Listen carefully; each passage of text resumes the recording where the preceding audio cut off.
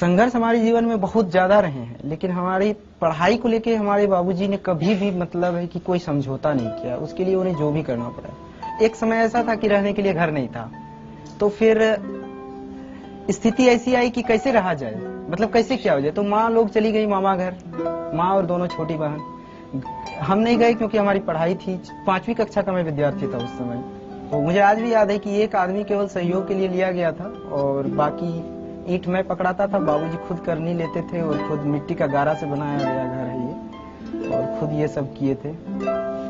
तो ये सब जिंदगी के अनुभव है। मैं इसे कभी भी संघर्ष मानता हूँ इसको। दुख नहीं है, ये संघर्ष है। दुख और संघर्ष में अंतर ये होता है कि दुख होता है कि जिसकी क्षतिपूर्ति नहीं हो सके, किसी माँ के लिए उसके बेटे से अलग हो जाना या असामयिक मृत्यु, ये सब दुख है। लेकिन ये तो जीवन के अनिवार्य अंग है, इसको संघर्ष कहते हैं और संघर्ष हर एक के जीवन में।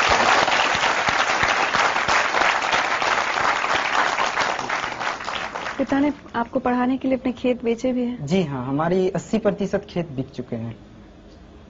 और जब पहली बार सिलेक्ट नहीं हुए तब उन्होंने क्या कहा था? हाँ, उन्होंने एक चीज कहा था, मैंने ये चीज बाद में मैंने जाहिर भी किया कि इस भावना को। तो उन्होंने कहा था कि हम बोले कि बाबूजी पैसा कहाँ से आएगा, हम ट्यूशन पढ़ाएंगे मुखर्जी नगर में या यहाँ पर मिल जाते हैं यहाँ पर।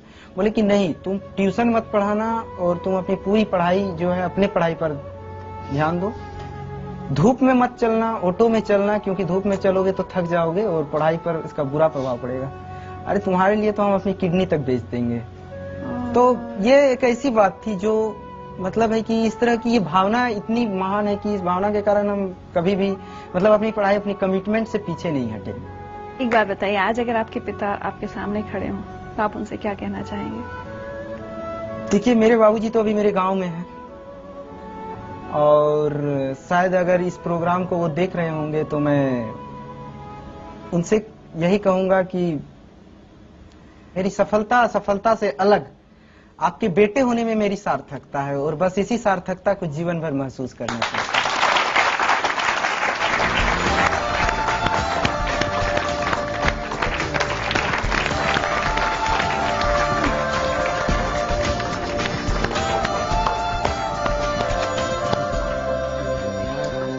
ये तो सरप्राइज। प्रेम कुमार जी, हाँ बोलिए। कभी सोचा था खेती किसानी करते वक्त कि एक दिन बेटा एक सरकारी अफसर, सबसे बड़े सरकारी अफसर की गद्दी पर बैठेगा? एकदम जब से इसको पढ़ाई में ख्याल आया तब से मैंने ये सोचा था, ये आज की सोच नहीं है। आपको पता था आईएएस क्या होता है?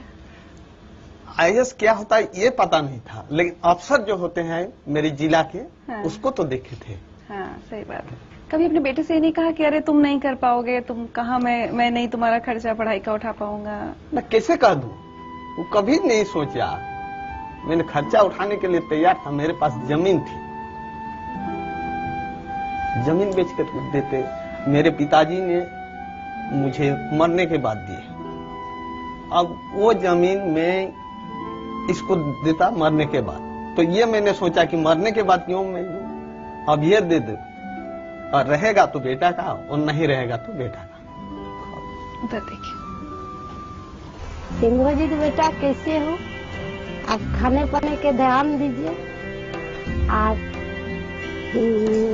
तुम्हारे लिए गुड़ रोटी बनाई है।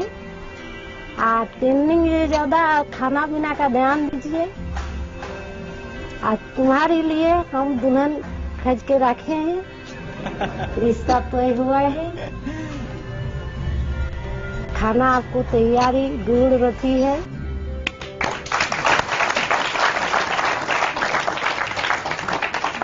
गुड़ रोटी खाने का शौक है? हाँ जी हाँ। बहुत गुड़ रोटी खाता था।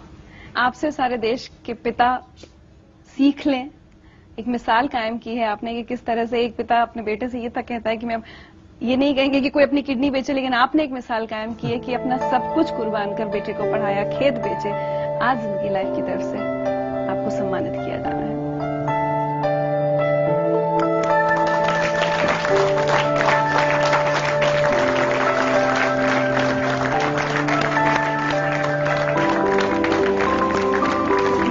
एक तोहफा, 1